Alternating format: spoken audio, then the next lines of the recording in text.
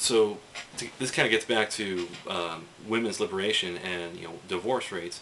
So as a result, you have this kind of weird idea that you know a woman doesn't always need to be there to take care of the child. A woman doesn't have to watch and monitor her child all the time. She just needs a television to educate, or yeah, really that's what it is. She just needs a television to entertain the child, to keep the child occupied, and so that's why we see just the rise of Sesame Street, the rise of kids programming.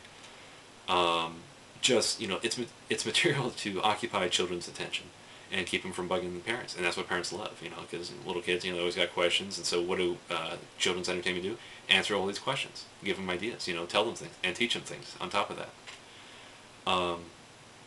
So like I said, the need for somebody to constantly be there to monitor the child has changed. This means that a woman can give her child to a babysitter, and babysitter doesn't even need to have that many skills. She can just entertain the child, take care of the child, but really just give the child a television, and the child's entertained. He's taken care of. It's a babysitter, and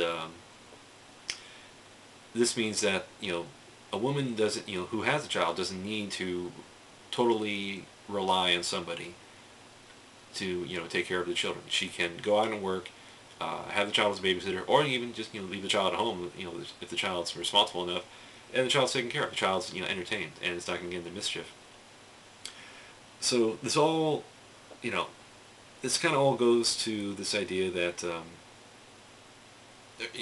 but the backlash of all that was the idea of America and of living and of society was put through censors. Only certain things could be put on television. The very first examples was like a couple who was married in the TV screen, but they weren't married in real life. They slept in separate beds, and and you'd never see white guy, or you never see people of color. It was always whitewashed, everywhere you went, and you never saw people who lived different lifestyles.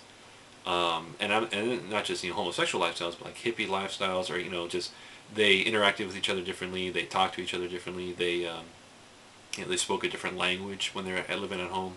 They practiced different customs than other people.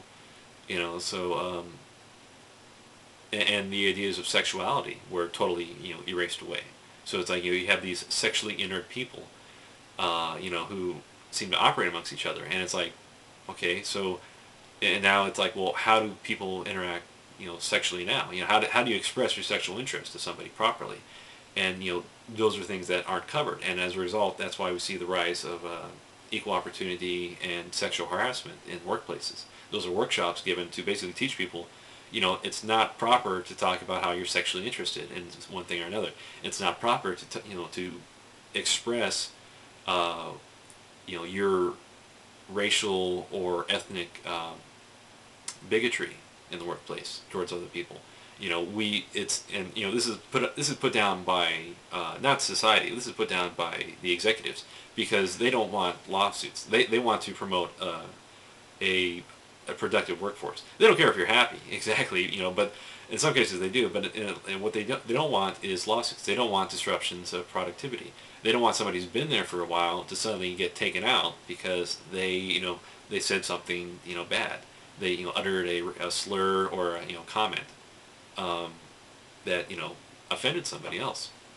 And that's the thing, is that the law surprisingly supports the weaker man, the lower man, against the richer man, the upper man.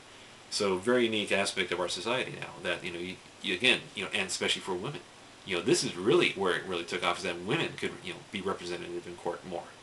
And therefore they gain more power and more respect, in the society and the workplace as a whole. So again, this disintegration of male dominance is occurring. This increase in entertainment and information, and to the point now where it's becoming infotainment. What you're watching for information is also going to give you entertainment, or what you're watching for entertainment is going to also give you information. People kind of cling to that. They go towards those things, because they want to learn, but at the same time, they want to be entertained. Or if they want full entertainment, they know where to go for that. If they want full information, they know where to go to that. The choice is now available. But economically, what is going on in our society.